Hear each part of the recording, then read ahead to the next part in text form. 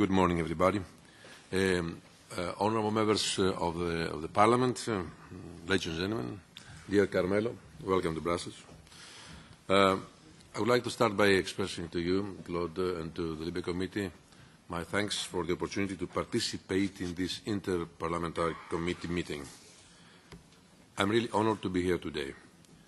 Members of national Parliament and members of the European Parliament, together we are going to discuss very, very sensitive issues. To discuss a common key priority, the reform of the Common European Asylum System. I believe that for this reform to be successful, we need to have an open and constructive conversation between Union and national legislators. This is absolutely necessary in order to ensure that the concerns of our citizens, our communities, are heeded and properly addressed throughout the decision-making process. The refugee crisis has taught us that purely national measures do not bring satisfactory solutions. Not for any single member state, and certainly not for the European Union as a whole. A fragmented, nationalist approach only risks undermining the European project. This has led us to put into question what we take for granted, putting Schengen and European values at risk. All member states need to stick, to work together, to address this challenge in a true spirit of solidarity and shared responsibility. More Europe is indispensable in order to protect the European Union's external borders, to allow our asylum system to function properly for those in real need, to effectively dismantle and prosecute the smugglers' networks, and also to step up our capacity to return the irregular migrants. This is why we are adopting a comprehensive approach to migration management. Common actions were agreed and are now being implemented. Hotspots have been established. Resettlement and relocation schemes have been set up. Efforts to return irregular migrants and cooperate on readmission with third countries have been stepped up. A comprehensive and victim-centered policy framework has been put in place to address trafficking in human beings. Information from Europol indicates that traffickers take advantage of asylum systems. The number of unaccompanied minors is increasing. Many go missing after arrival and are at great risk of falling victims to trafficking networks. Relocation combines the solidarity and responsibility of all member states. It is a clear demonstration of our common values and calls for intense cooperation among all stakeholders across all levels. A major acceleration of the relocation process is also necessary. Increased efforts by all member states are needed to increase the relocation rate, including the relocation of unaccompanied minors.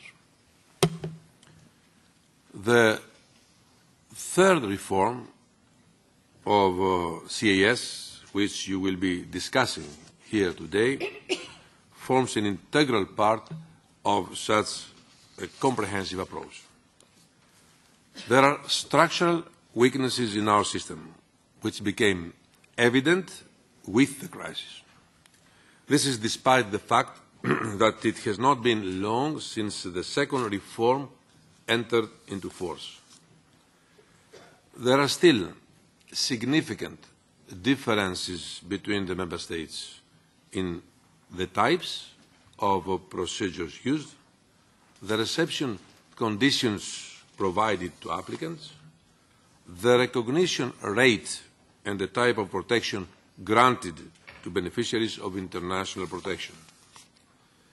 These divergences contribute to secondary movements and asylum shopping, ultimately leading to an uneven distribution of responsibility among member states to offer protection to those in need. The European Union needs a robust asylum system, a system, as I said before, based on solidarity and fair sharing of responsibilities. The Commission proposes to have a system that brings national asylum systems closer together. This would help strengthen mutual trust among member states. Mutual trust is absolutely necessary, not only for the efficiency of the system, but also to guarantee equal and dignified treatment of asylum applicants across the Union. We propose to build into the system a number of elements which enhance European integration.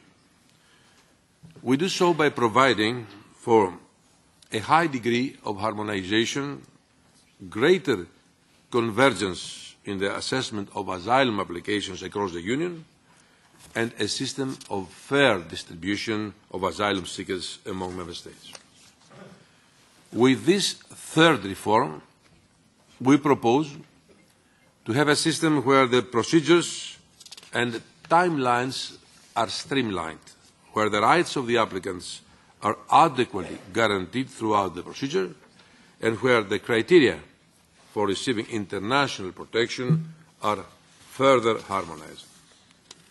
We make sure that applicants receive equal and adequate reception standards throughout the Union. We also address the issue of secondary movements and abuses. We do so by proposing to apply appropriate sanctions as regards the procedure and reception conditions where applicants do not comply with obligations. We propose to make systematic use of admissibility and fast-track procedures. The success of this reform depends on having a solidarity mechanism. For us, this is an essential component, and for that purpose, we propose to have a corrective allocation mechanism inbuilt in what is commonly known as the Dublin system. To continue benefiting from a Europe without internal borders, we need a Dublin system that is clear, predictable, and efficient. Clearer rules have the aim of achieving a system which allows quick access to the asylum procedure, but which also sanctions non-compliance with the rules, including secondary movements. An effective and fair system means a system where rules are well defined and can be immediately enforced to reply to unexpected situations on the ground. In addition, some measures of relocation should be compulsory for all member states. Our aim is to move away from a system which, by design or poor implementation, places a disproportionate responsibility on certain member states and encourages uncontrolled irregular movements, to one which provides for orderly and safe pathways to the European Union. This is why we propose to have a Union resettlement framework, setting out a common approach to safe and legal avenues to the European Union for persons in need of international protection. A Union framework on resettlement will reduce divergences among national practices. It will put the Union in a stronger position globally, enabling to speak with one voice. In this way, we can better convince our international partners to assume their share of responsibility. To ensure the effectiveness of our actions, Member States need to show their political will and move forward with the reform of the Common European Asylum System, in particular the Dublin system. The Commission has proposed a reform that would not only make today's system more efficient, but also, and it is very important, more fair. We need to achieve true solidarity in our migration management. I hope that we will soon be able to arrive to a common understanding on how the future European asylum system should work. We should support the Maltese presidency to pursue their efforts to find a compromise suitable for all Member States on a solidarity mechanism that will be predictable and that will guarantee that no Member State is left alone. We also count on the European Parliament, as we have done from the very beginning of this crisis. We count on you to advance as much as possible on the different files in order to keep with the pace of the Council. Our citizens rightly expect their representatives to act. Now it is the time to move on with these proposals.